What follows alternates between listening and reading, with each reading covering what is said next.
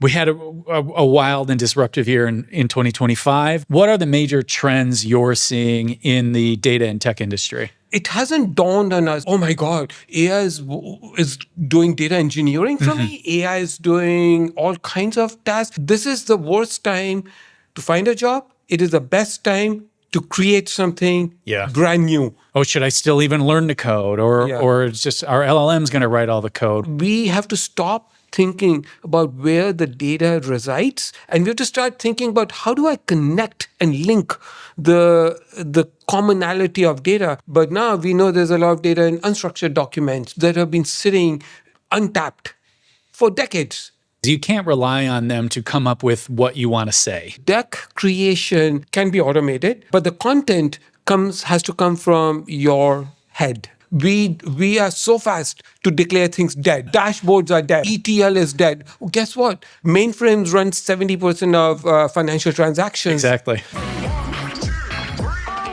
Hey everybody, Ryan Daly here with Super Data Brothers here live at Data Day Texas, final edition. And I'm very pleased to be joined by my friend Sanjeev Mohan. Sanjeev, say hello. Hi everyone, so great to be here at this conference. This is my first time. Somebody told me you gotta come to DDT. I, by the way, took a double take because when I was growing up in India, DDT is what we sprayed. We found a mosquito on the wall. Right. We sprayed it on the food. We had no idea that it was like a banned material. So anyway, coming to DDT was like a bit of an interesting thing. But here I am. And so glad to be with my good friend, Ryan. Yeah, so Sanjeev, I really wanted to talk to you. I think you're one of the most keen observers of the data and tech industry. And we had a wild and disruptive year in 2025. That's what the keynote was about how to thrive with disruption. And so I want to start by just asking you, heading into 2026, what are the major trends you're seeing in the data and tech industry? So Ryan, first of all, I am a strong believer that in 2026, we are going to find out that AI is not taking our jobs. Okay, good. Whew. Yeah, I know.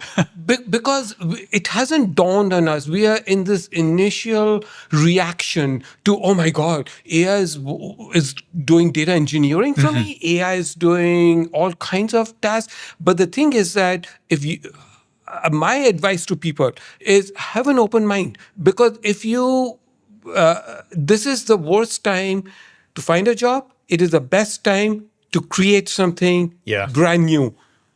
And obviously not everybody in the world can become a founder, and I'm not saying that, but there's just so much you can do now that you could not do just even a year ago. Yeah. Yeah, that's really true. I think that's good advice. What as far as the technology trends, what skills do you think people should be learning right now? I think there's a lot of question. Like I see a lot of stuff online. For example, it's been very popular for a decade plus to go to coding boot camps. Like, oh, should I still even learn to code, or it's just our LLM's going to write all the code? What skills do you think people should pick up? So one of the main things that is changing slowly, and in 2026, the focus is on business. The focus is not on technology. Right up to this time, by the way, how have we built our data architecture? Technology first. Yes. Oh, I need a key value store here and a graph database, and then I need to ETL into this analytical cloud data warehouse or a lakehouse.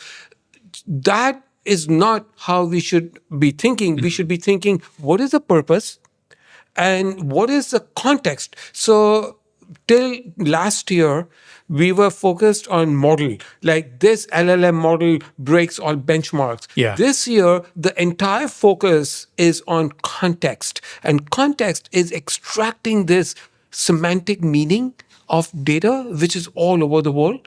And we have to stop thinking about where the data resides, and we have to start thinking about how do I connect and link the commonality of data.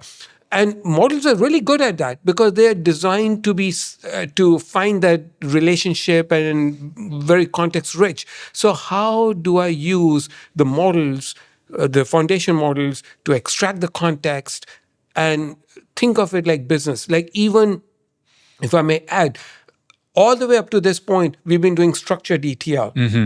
But now we know there's a lot of data in unstructured documents, PDFs, OCR documents, emails that have been sitting untapped for decades. Now I have the technology. So if I think from a business point of view, then my chances of success go up. Yeah, it's funny you mentioned that. I'm amazed at how much I can do with just screenshots, even with a model, right? Absolutely. Like just I'm on a website, I want to do some data analysis, screenshot, dump it into Claude, and start with that. It's crazy. Yeah, like for example, for data access, I had to create my PowerPoint deck. So typically, I spend a lot of time on my PowerPoint slides. But what I needed to do, and this is where people need to understand this nuance, I still need to create the context. The context, LLM's not going to give me the context. So I poured my heart out on what I think the trends are across the stack. But then I went to Notebook LM and said, create me a deck. By the way, because of timing issue, I'm not using all the slides there, but I've done this before. So the deck creation can be automated, and but the content has to come from your head. Yeah, I find that too. That the models are a real force multiplier if you use them the right way, which is you can't rely on them to come up with what you want to say. Yep, right? Correct. Because they're just trained on the internet and they will give you some decent sounding but highly generic output. But if you're able to capture your ideas and the context of your ideas and the audience, I mean, one thing I find really helpful is thinking about the audience and how what do I want them to think and what do I want them to feel. If I can capture all that, then suddenly the LLM becomes a really powerful tool for structuring my thoughts and then helping me to generate that content that will communicate that message. And we're talking about presenting, but I think it's the exact same with data work, right? Like capturing the context. Okay, instead of thinking about all the steps and all the tools I need at every step, that's still important, but before you do any of that, you need to think about who's consuming this data, what are they trying to do, and the LLM needs that information to make good decisions. If you're not capturing that and you're just using it to do, hey, help me with this technical stuff, you're leaving so much value on the table, I find. I do want to talk a little bit about, there's been a blow up on LinkedIn lately about context graphs and people arguing like, is a context graph a real thing? But just zooming out, do you think, if you look at, skills to learn, understanding graph and knowledge graph, and do you think that's going to be important this year? Context, most definitely. In fact, I joked I just did the Cube predictions, analyst predictions, and I joked my predictions are very bipolar in nature because on one hand, I'm a huge believer in context. Yeah. But on the other hand, I am not sold on context graphs because my whole thing is that context graphs is going to waste our time in all of 2026 because of how much we're going to talk about it. And by the way, my predictions already come true. Yeah. Right? Right. We're only doing it's not even February. Yeah. So yes, exactly. So my point is that we don't know what a context graph looks like. Yeah. There are no standards, and it's going to be yet another iteration of data mesh. Yes. So we are not going to have very good implementation and how-to guides. Everybody will have a point of view. There's not going to be a common definition of what a context graph is going to be.